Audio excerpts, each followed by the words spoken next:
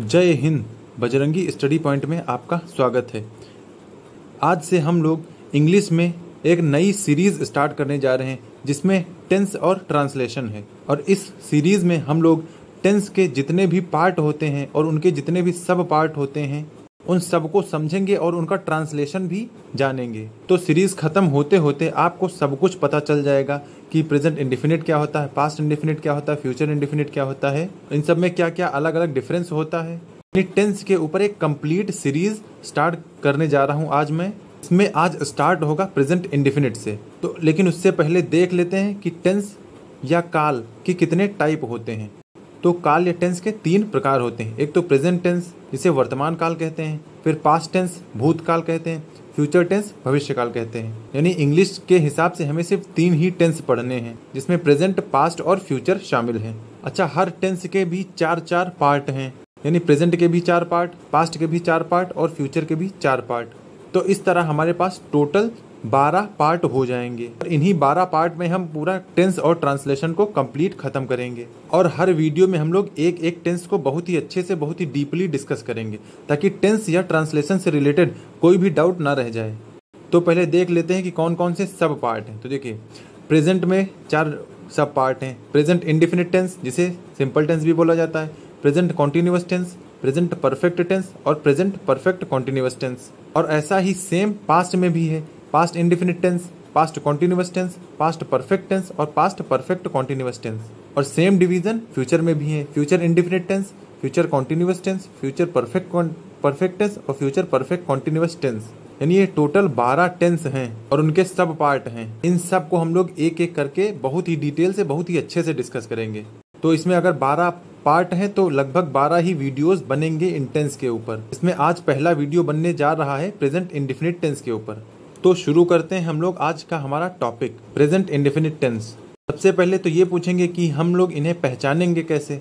तो वे शब्द जिनकी वाक्य की क्रिया के लास्ट में ता हैं, ती हैं, ते हैं या ता हूँ आएगा, जैसे पढ़ता हूँ, लिखता हूँ, खाता हूँ, पीता हूँ, ये सब वाक्य की क्रिया के अंत में आ रहे हैं तो वो होंगे प्रेजेंट इंडेफिनिट टेंस। यानी ये हो गई उनकी पहचान।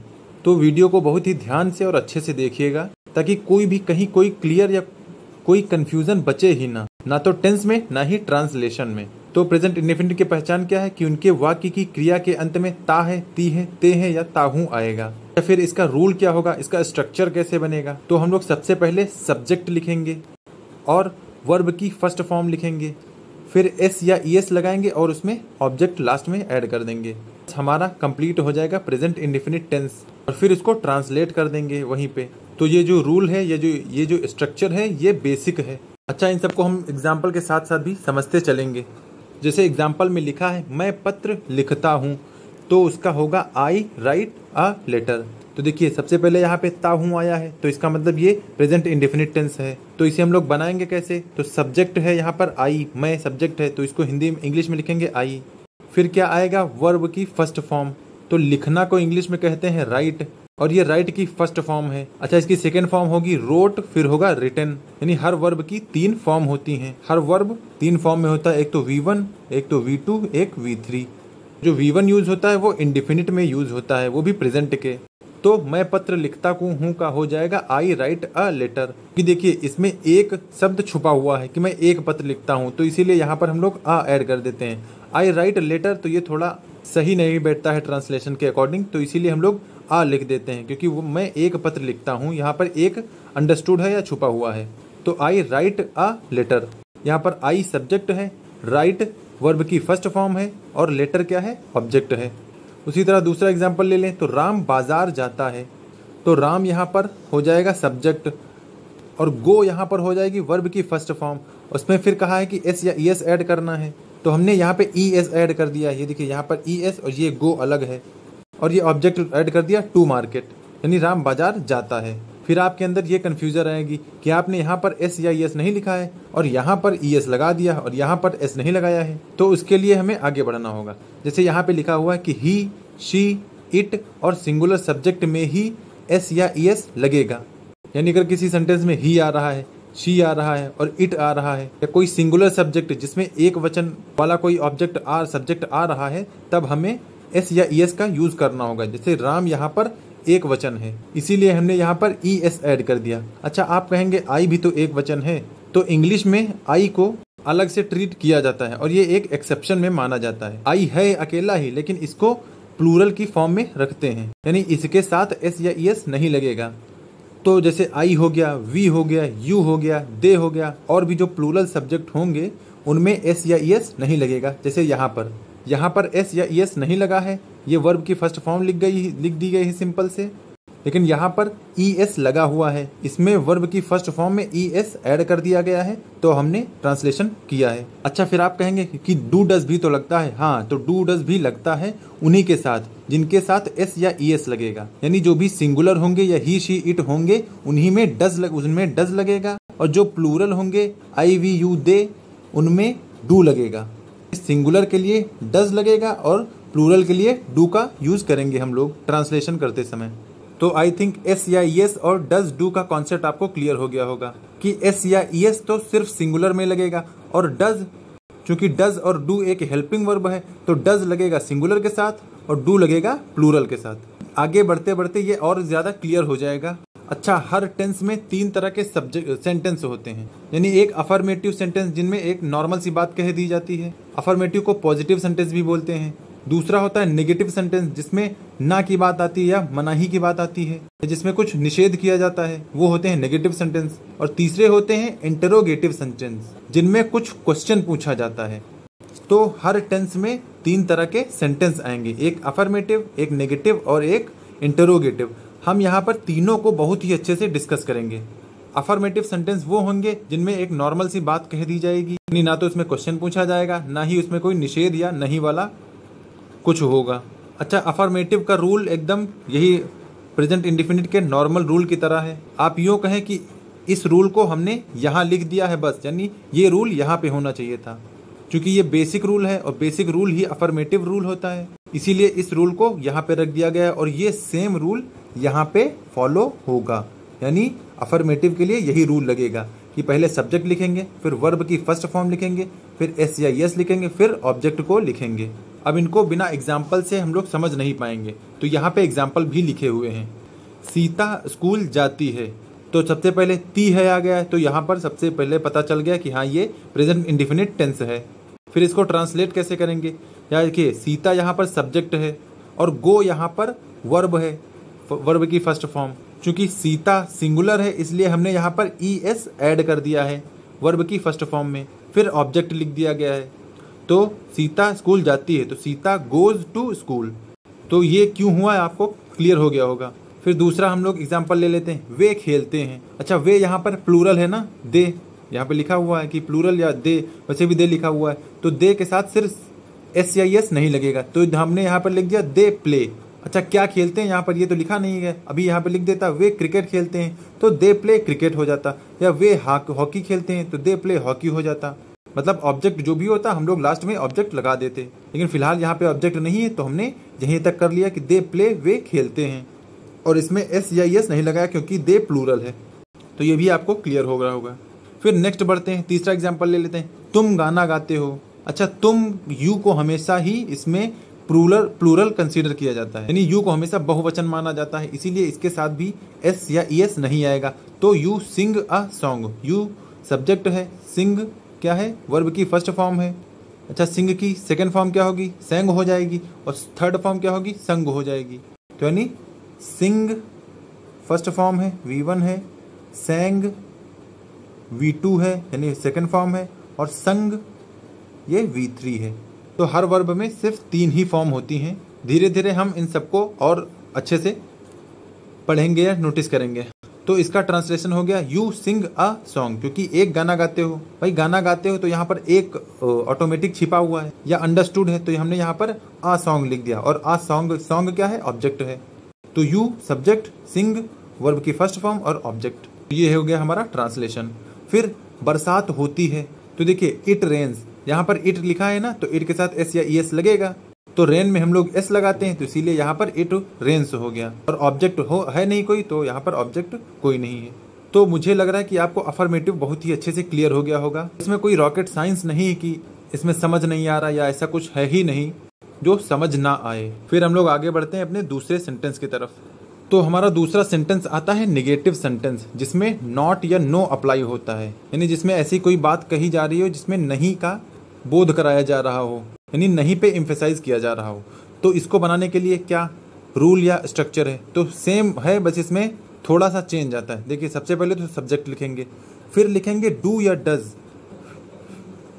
फिर नॉट लिखेंगे, फिर V1 लिखेंगे, फिर ऑब्जेक्ट लिखेंगे। अच्छा, V1 का मतलब वर्ब की फर्स्ट फॉर्म। यहाँ पर एक बात नोटिस करने के लिए है कि अगर डू या डज लग जाएगा तो फिर वर्ब की फॉर्म में एस या ईएस नहीं लगेगा। और डू किसके लिए लगाते हैं, यहाँ पे हमने देखा है कि प्लूरल होगा या आई वी यू दे होगा तो डू लगेगा, या ही शी इट होगा या सिंगुलर होगा तो डज लगेगा। तो डू डज का यूज कहाँ करना है वो क्लियर हो जाएगा आगे चल के, धीरे धीरे एग्जाम्पल से हम लोग समझेंगे तो बिल्कुल क्लियर हो जाएगा। तो रूल यही है कि सब्जेक्ट लिखेंगे, फिर डू डज लिखेंगे, प्लूरल है तो डू लिखेंगे, सिंगुलर है तो डज लिखेंगे, फिर नॉट लगा देंगे क्योंकि नेगेटिव है, और फिर V1 यानी वर्ब की फर्स्ट फॉर्म और ऑब्जेक्ट लिख देंगे। चलिए एग्जाम्पल से देख लेते हैं। जैसे लिखा है तुम खाना नहीं खाते हो, यानी यहाँ पर नहीं पे एम्फेसाइज किया जा रहा है, यानी नहीं पे बल दिया जा रहा है। तो सबसे पहले लिखेंगे यू, सब्जेक्ट है यू तो यू हो गया, क्योंकि यू को प्लूरल मानते हैं इसलिए डू हो गया। फिर नॉट तो नॉट हो गया, फिर V1 ईट होता है तो ये वर्ब की फर्स्ट फॉर्म ईट है, यानी खाने की इंग्लिश होती है ईट। और फिर फूड हो गया, फूड मतलब खाना, तो तुम खाना नहीं खाते हो। ये हो गया प्रेजेंट इंडेफिनिट का नेगेटिव सेंटेंस। ये तो था प्लूरल वाला। अब सिंगुलर वाला ले लेते हैं कि वह पत्र नहीं लिखता है, तो ही वह हो गया। अच्छा, यहाँ पर ही है तो इसलिए डज आएगा क्योंकि सिंगुलर है, फिर नहीं क्योंकि डज के बाद नॉट आएगा तो नॉट, फिर राइट V1 आ गया, फिर लेटर ऑब्जेक्ट आ गया। तो वह पत्र नहीं लिखता है का ट्रांसलेशन होगा he does not write a letter. मुझे लगता है आपको ये सब बहुत ही अच्छे से समझ आ रहा होगा। फिर तीसरा एग्जाम्पल है वे तेज नहीं दौड़ते हैं, तो वे मतलब दे, फिर डू, भाई दे प्लूरल है इसलिए डू आ गया, और डू के बाद नॉट आएगा तो नॉट आ गया। फिर दौड़ना का होता है रन, रन की सिंपल फॉर्म है, जब पहली फॉर्म है तो रन लिख दिया, और तेज का मतलब फास्ट, तो they do not run fast. अच्छा, डू नॉट को हम लोग कहीं डोंट भी लिख देते हैं, इसको शॉर्ट फॉर्म में डोंट लिख देते हैं। जैसे कहते हैं ना आई डोंट नो, तो आई डू नॉट नो मतलब होता है उसका। अच्छा, यहाँ पर हमने एक चीज़ नहीं देखा कि अगर सिंगुलर है डज तो लगा लिया, लेकिन अगर डू या डज लग जाएगा या डज लग गया तो यहाँ पर सिंगुलर फॉर्म ही या V1 ही आएगी। V1 के साथ एस या ईएस का यूज नहीं करेंगे। ये यहाँ पर बहुत ही ज्यादा ध्यान रखने वाली बात है। उसी तरह कुत्ता नहीं भौंकता है, तो डॉग डज नॉट बार्क। और अगर यहीं पे होता कि कुत्ता भौंकता है तो डॉग बार्क्स हो जाता। बार्क सिंगुलर फॉर्म है, फिर उसमें एस लग जाता। क्योंकि यहाँ पर नहीं लिखा है तो नहीं के लिए डज आ गया, डज नॉट आ गया। डज नॉट का मतलब ही होता है ये सिंगुलर को दिखा रहा है, इसीलिए वर्ब की फर्स्ट फॉर्म में एस या ईएस हम लोग यहाँ पर नहीं लगा रहे हैं, क्योंकि डज का मतलब ही हो गया एस या ईएस या सिंगुलर दिखा रहा है। एस या ईएस हम लोग क्यों लगाते हैं, ताकि सिंगुलर या प्लूरल का पता चले, और यहाँ पर डज से पता चल रहा है कि ये सिंगुलर है, इसीलिए यहाँ पर एस या ईएस नहीं लगा है। तो ये था नेगेटिव सेंटेंस के बारे में, यानी नकारात्मक वाक्यों के बारे में। फिर तीसरा आता है इंटरोगेटिव सेंटेंस, यानी क्वेश्चन पूछने वाले या कुछ भी पूछने वाले सेंटेंस, उन्हें बोला जाता है इंटरोगेटिव सेंटेंस। फिर इनका रूल क्या होता है, इनका रूल होता है सबसे पहले क्वेश्चन में लगेगा डू या डज, फिर आएगा सब्जेक्ट, फिर आएगा वर्ब की फर्स्ट फॉर्म, और फिर आएगा ऑब्जेक्ट। चलो इन्हें भी एग्जाम्पल से समझते हैं। लिखा है क्या तुम खाना खाते हो, तो यहाँ पर पहली बात तो ते हो आ गया, इसका मतलब ये प्रेजेंट इंडेफिनिट टेंस है। और क्या है यहाँ सबसे पहले क्या है, यानी ये पूछ रहा है, तो पूछ रहा है तो इसका मतलब वो इंटरोगेट कर रहा है, तो ये इंटरोगेटिव सेंटेंस हो गया। तो अब अगर इंटरोगेटिव है और प्रेजेंट इंडेफिनिट है तो हम लोग ये रूल लगाएंगे, सबसे पहले डू या डज लिखेंगे। तो हम लोग देखेंगे कि सब्जेक्ट कैसा है, सब्जेक्ट में तुम आ रहा है तो तुम के साथ हम लोग क्या लेते हैं, डू लेते हैं। सबसे पहले डू आ गया, फिर तुम की जगह यू ले लिया, और खाते हो की जगह ईट रख दिया, और खाना की जगह फूड रख दिया, तो डू यू ईट फूड, क्या तुम खाना खाते हो, और फिर क्वेश्चन मार्क लगा देंगे। क्वेश्चन मार्क से ये पता चलता है ना कि क्वेश्चन पूछा जा रहा है। फिर दूसरा एग्जाम्पल ले लेते हैं, क्या वह पत्र लिखता है, तो यहाँ पर हम लोग पहले डू या डज लिखेंगे, लेकिन उससे पहले देखेंगे कि यहाँ पर सब्जेक्ट क्या है। तो यहाँ पर सब्जेक्ट है वह, तो वह है ही सिंगुलर होता है, तो सिंगुलर के लिए हम लोग डज का यूज करेंगे।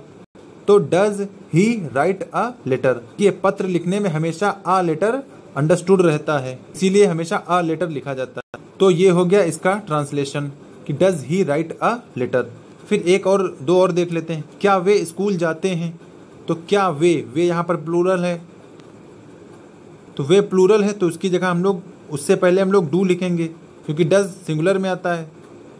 तो डू, फिर दे सब्जेक्ट हो गया, फिर गो यानी V1, फिर ऑब्जेक्ट यानी स्कूल हो गया। तो do they go to school, क्या वे स्कूल जाते हैं। फिर क्या पत्ता गिरता है, यहाँ एक पत्ते की बात हो रही तो डज यानी एक की बात हो रही। लीफ फॉल डाउन, तो यहाँ पर पूछ रहा है कि क्या पत्ता गिरता है, तो डज लीफ फॉल डाउन, ये इसका ट्रांसलेशन हो गया। तो ये है इंटरोगेटिव सेंटेंस के बारे में। तो ये था कंप्लीट प्रेजेंट इंडेफिनिट के बारे में, जिसमें 3 सेंटेंस होते, एक तो अफर्मेटिव, एक नेगेटिव और एक इंटरोगेटिव। हमने तीनों को बहुत ही अच्छे से डिस्कस कर लिया है, बहुत ही डिटेल में डिस्कस करा है, इससे बाहर कुछ नहीं है इसमें। यानी ये कंप्लीट प्रेजेंट इंडेफिनिट का ट्रांसलेशन या टेंस कह सकते हैं आप। यानी अगर ये वीडियो देख लिया है तो आपने प्रेजेंट इंडेफिनिट कंप्लीट कर लिया है एकदम। हालांकि एकदम 100% नहीं कह सकते, लेकिन हाँ, इसको करके आप 90% तक कंप्लीट कर ले जाएंगे। अब आप कोई भी ट्रांसलेशन उठा लीजिए, उसको लगाना शुरू कर दीजिए, चाहे गूगल से ही निकाल लीजिए और ट्राई करिए, क्योंकि प्रैक्टिस करते रहेंगे तो सब याद होता रहेगा और उसी हिसाब से ट्रांसलेशन होता जाएगा। तो नेक्स्ट वीडियो में हम लोग प्रेजेंट कॉन्टिन्यूअस की बात करेंगे और ऐसे ही डिटेल में बात करेंगे कॉन्टिन्यूअस, उसको भी ऐसे ही पढ़ेंगे, पहचान और रूल, और उनके भी अफर्मेटिव, नेगेटिव और इंटरोगेटिव सेंटेंस भी पढ़ेंगे। तो ऐसे करते करते हम लोग पूरे 12 टेंस को कंप्लीट बहुत ही अच्छे से पढ़ेंगे और इस सीरीज को करने के बाद आपका ट्रांसलेशन में कुछ नहीं बचेगा। तो इस सीरीज को फॉलो करिए। ये वीडियो कैसा लगा बताइएगा, और समझ में आया कि नहीं ये भी बताइएगा। और अगर वीडियो अच्छा लगा हो, समझ में आया हो, तो एक लाइक कर दीजिए। तो पूरा टेंस पढ़ना चाहते हैं तो इस वीडियो को सब्सक्राइब कर लें, ताकि जब दोबारा वीडियो डाली जाए कॉन्टिन्यूअस टेंस की, तब आपको नोटिफिकेशन मिल जाए और इंग्लिश बेसिक्स एकदम कंप्लीट कर ली जाए। तो मिलते हैं नेक्स्ट वीडियो में प्रेजेंट कॉन्टिन्यूअस के साथ। तब तक के लिए जय हिंद।